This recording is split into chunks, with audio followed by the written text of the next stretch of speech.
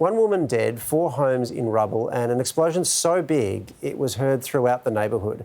With the Western Sydney community devastated, fear is turning to anger that it all might have been easily prevented.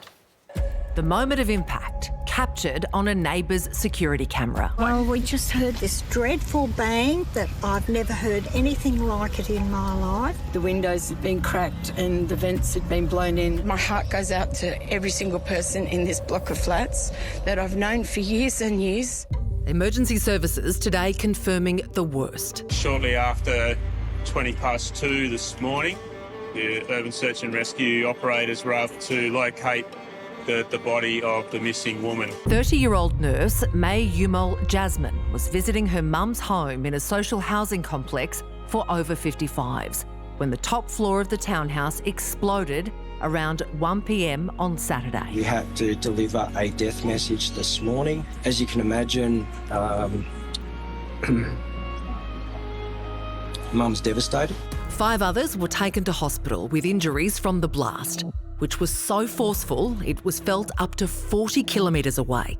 4 units in the complex completely collapsed and nearby properties were also severely damaged. There's 19 families in those flats down at the back there. So 19 families have been affected. Now an investigation has been launched into what caused the incident.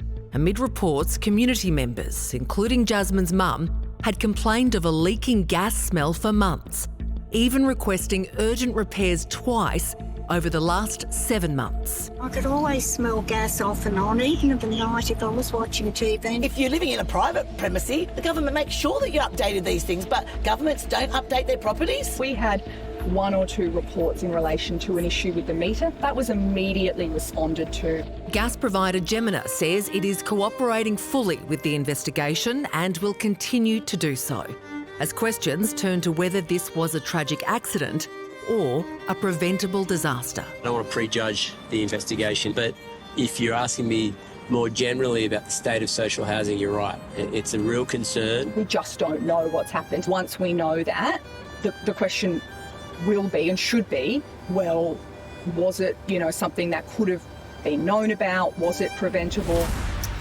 Cathy Matakaiongo and her nephew Jack Mobbs live a few doors down from the explosion. Jack, I might start with you because, as I understand it, you were actually at home when this happened. What did you do? Yeah, I was just in my room playing games on my desk, and then suddenly I heard a massive bang. For a second, I thought lightning had hit my house. It was that loud, and then I ran outside to see what it was, and I saw smoke down the road, so I just ran up. And so when you ran out there, what was happening around you? Other people were walking up the street. You could see all glass on the road. The whole glass had just been shot on the road everywhere. This is so scary. Cathy, you found out from your husband, who was at home at the time. How did you feel getting that call? Not good. I had just dropped my nephew home about 5 minutes prior and just went to get some grocery shopping.